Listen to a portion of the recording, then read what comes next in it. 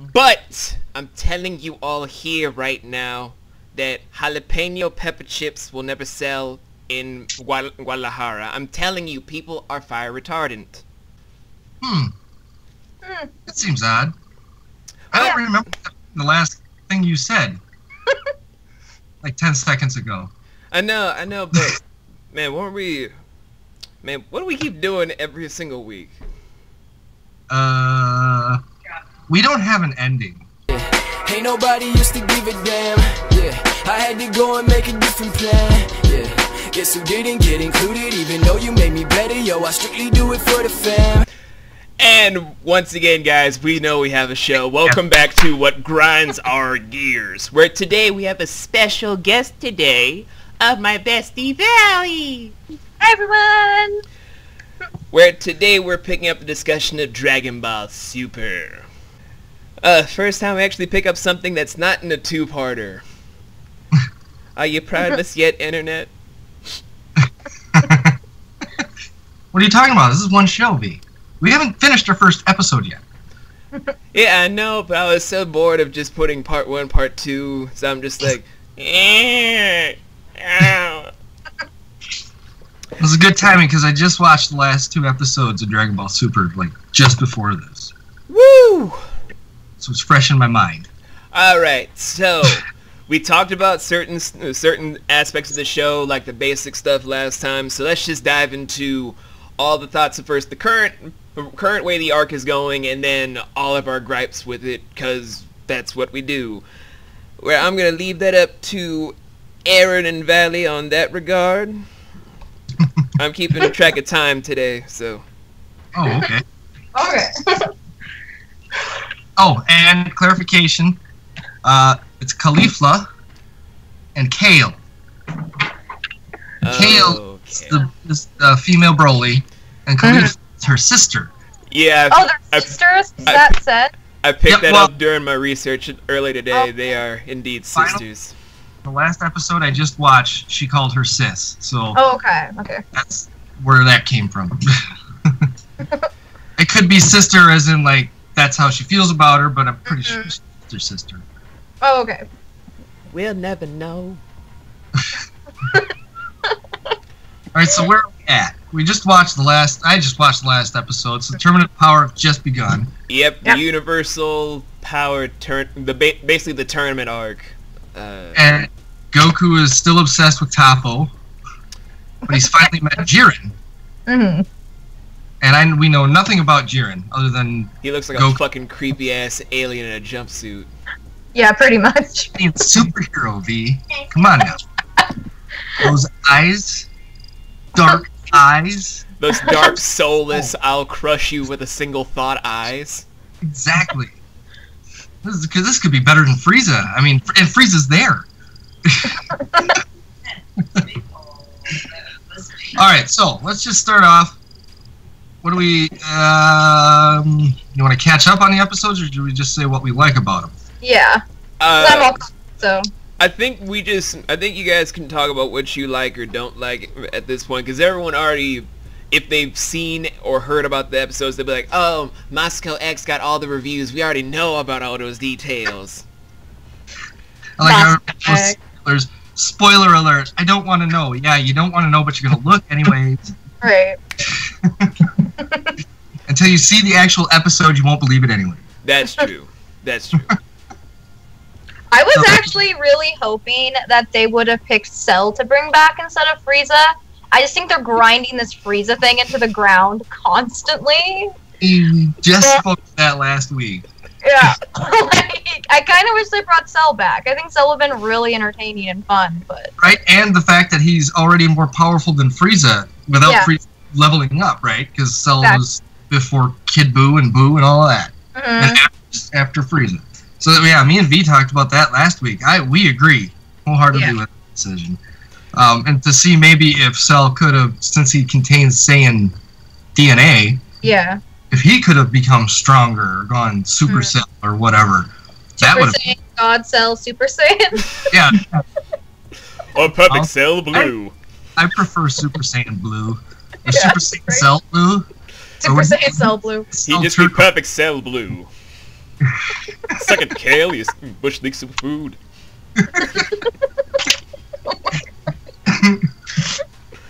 Oh man. Yeah. So there's one gripe. Frieza's so much Frieza. Yeah. It might as well be called Dragon Ball Frieza. I know. When I heard they were bringing Frieza back, I was like, wait, this is happening the same time they introduced the first female Super Saiyan and Kale, and then it became all about Frieza. Like, what was the point of building up these two when you're just gonna be like Frieza? Like, Frost. So like the Raditz and Vegeta saga and the very or the Saiyan saga should just be called the pre-Frieza saga. right. When they go to Namek, it should be called the Frieza saga, and then after that, it should just be called post Frieza saga, because that's pretty much it. Yeah. And then we get to the universe of or the tournament of power, and it's Frieza saga, or refrigerated saga.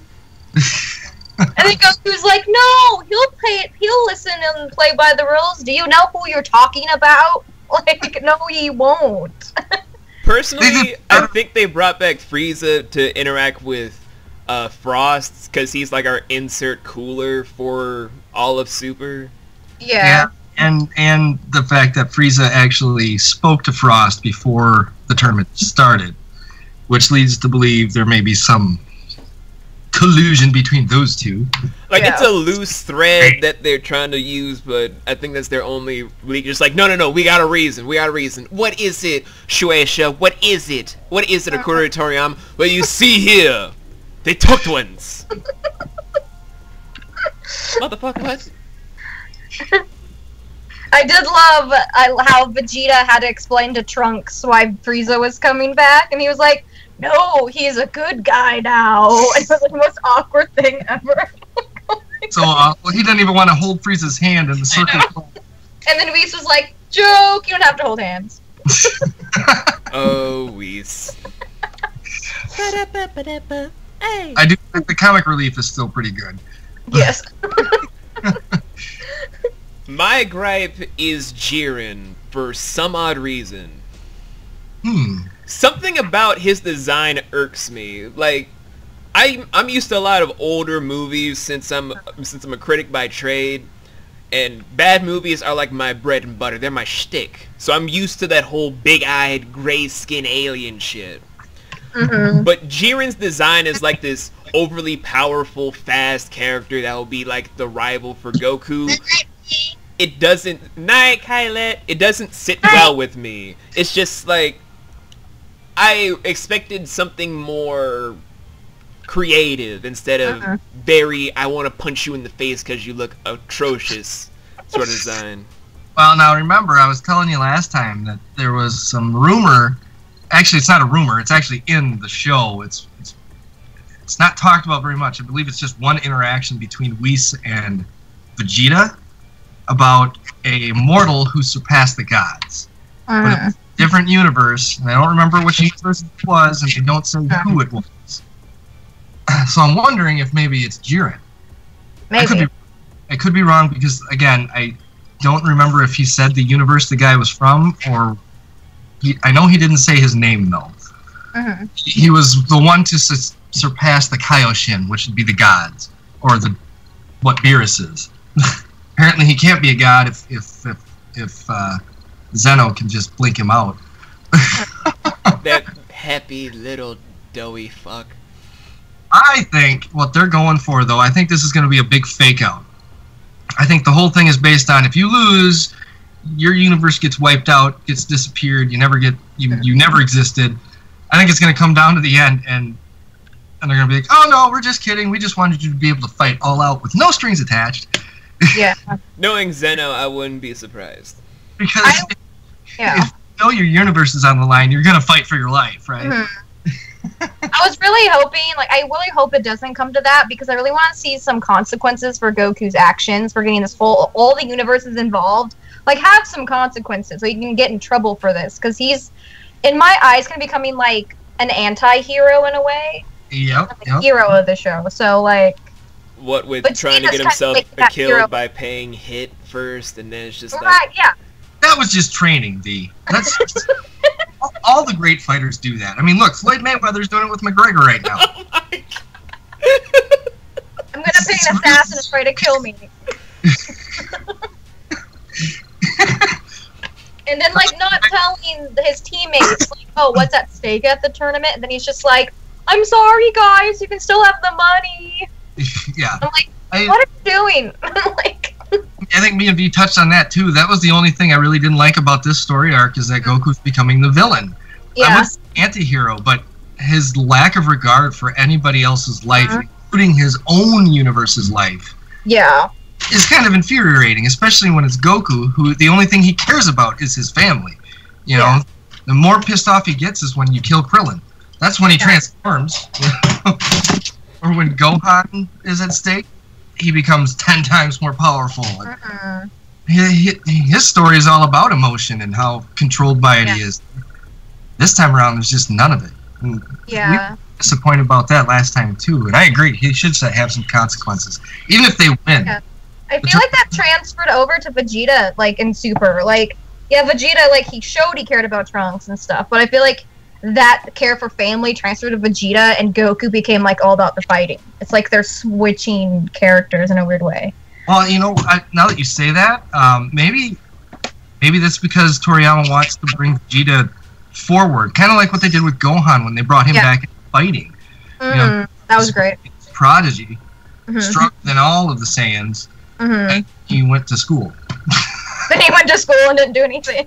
You see what the moral of the story is, kids. School makes you weak. Physically. No, school makes you become the great Saiyaman. We don't speak of that. Yeah, let's not talk about the time that he went from a straight badass at the age of 11 to a walking kind of an insult to homosexuals everywhere.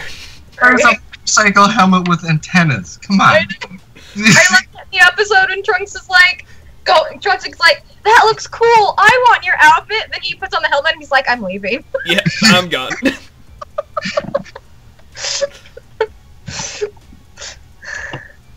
Okay, so there's I did love the Trunks when the Briefs family interactions with Bra. Like, it's the most adorable thing ever.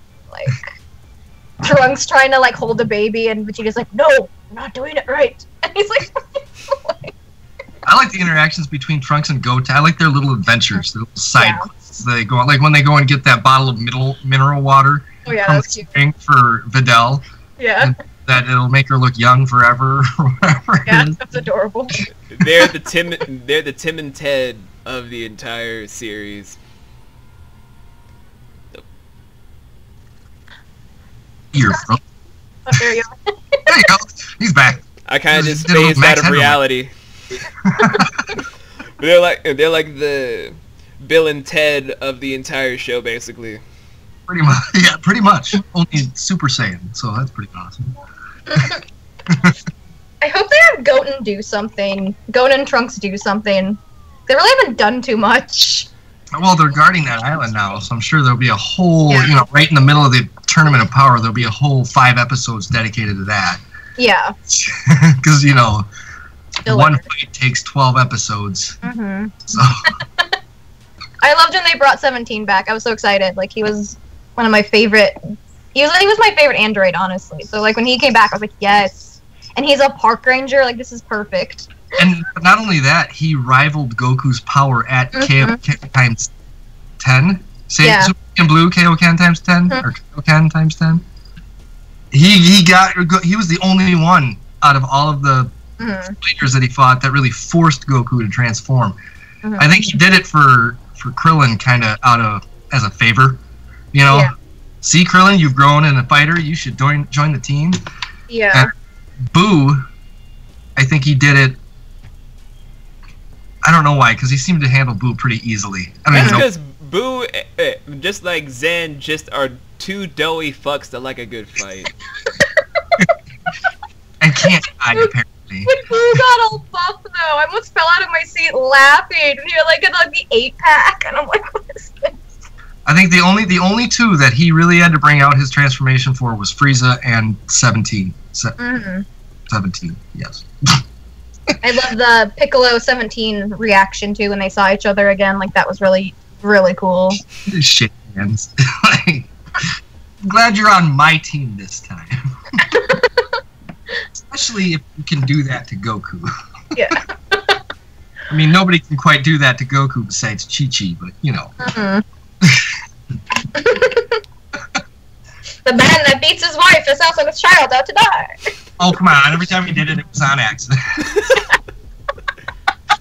Ladies and gentlemen, this orange hillbilly that's been confirmed to beat his wife is now sending out his son. Oh my God.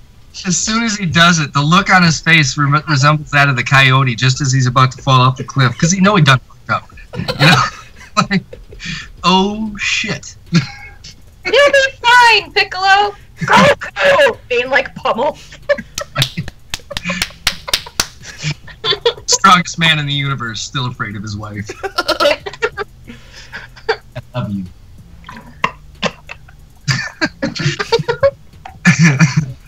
Okay, so I hope the story. Everybody's kind of on edge for where this is going to go. I'm kind of not. Well, I keep reading reviews. I'm talking about, like, overall. I'm not talking about those who aren't. I mean, the only reason I'm not is... The only reason I'm not, though, just hear me out on this. The only reason I'm not really that stressed out about it is the same reaction I got from a bunch of Dragon Tubers that have been talking about this non-stop, where the risk factor for all of these whole big universal things for like all of the hardcore fans is it's kind of very subdued, since we know that it's tied to the end of Z. So it's like we see this whole big thing of like the universe is gonna die, but then hardcore fans just like, wait, yeah, exactly, this is before the whole thing where he meets Oob. So fuck, which only lends more to the fact that either we win, or Universe 7 wins the Tournament of Power and everybody else is wiped out, or nobody's wiped out. But then you think that if this took place before the whole Oob thing, they maybe would have made mention of it during the saga, but then it now becomes an afterthought because this wasn't thought up until after that. And where are we in time and space? Like me and Valley were trying to figure out the time frame where we are in the Universal Tournament of Power arc, whatever.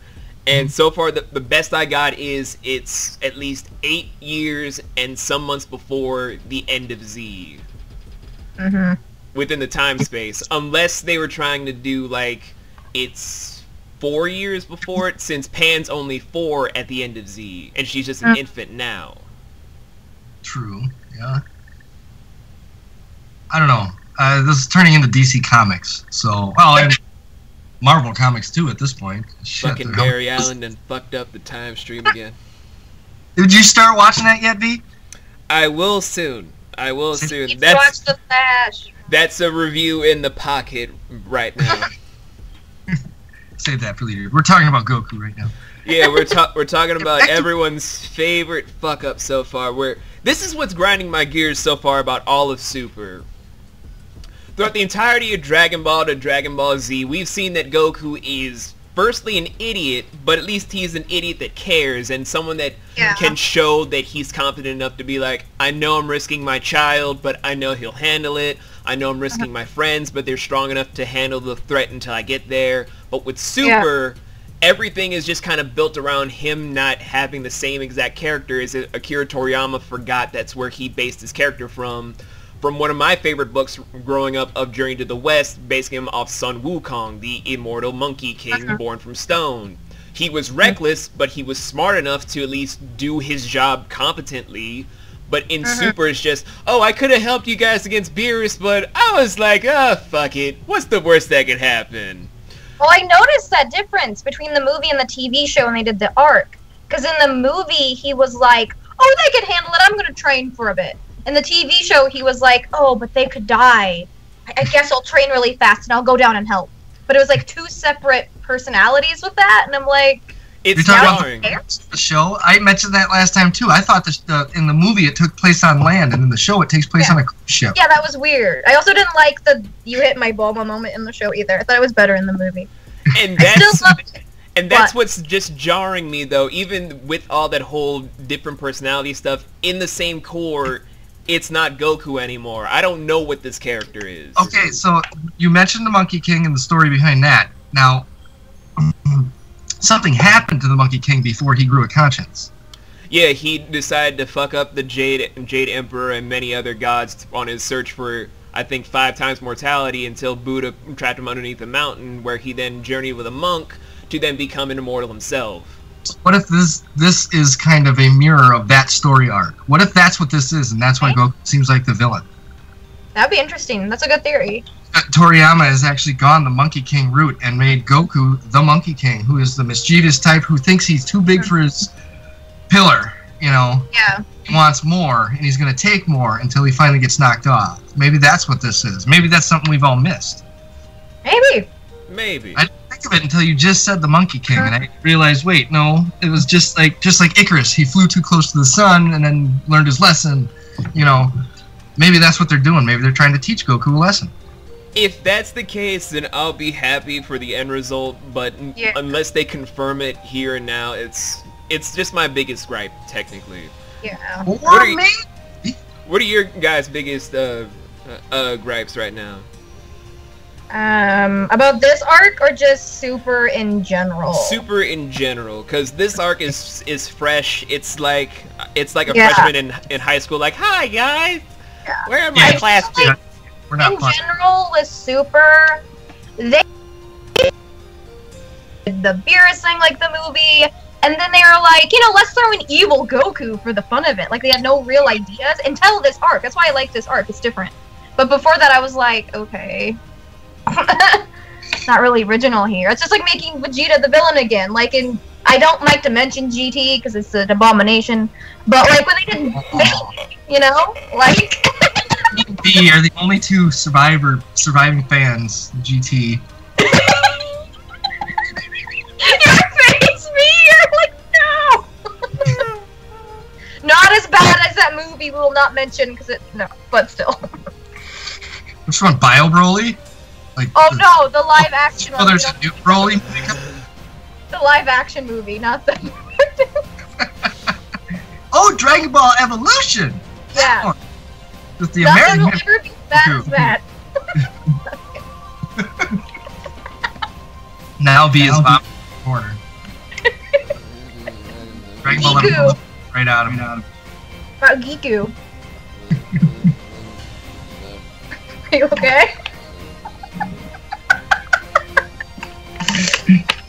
And I went to this high school, and they beat me up and called me Giku. Actually, that's pretty. Yeah. That was a bully I'd use.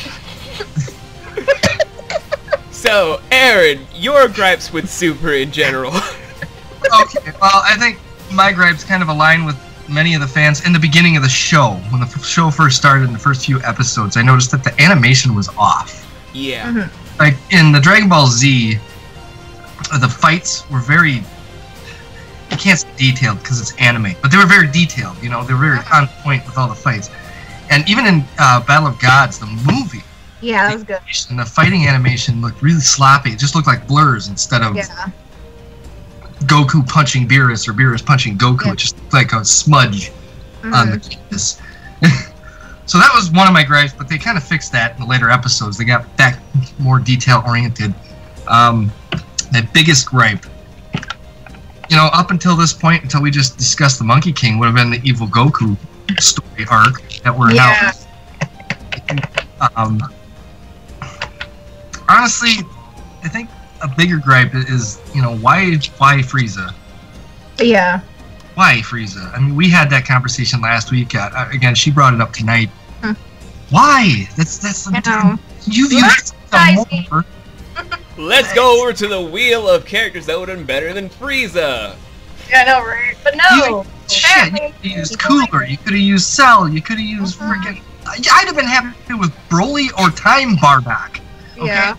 I love seeing Bardock. Oh my gosh.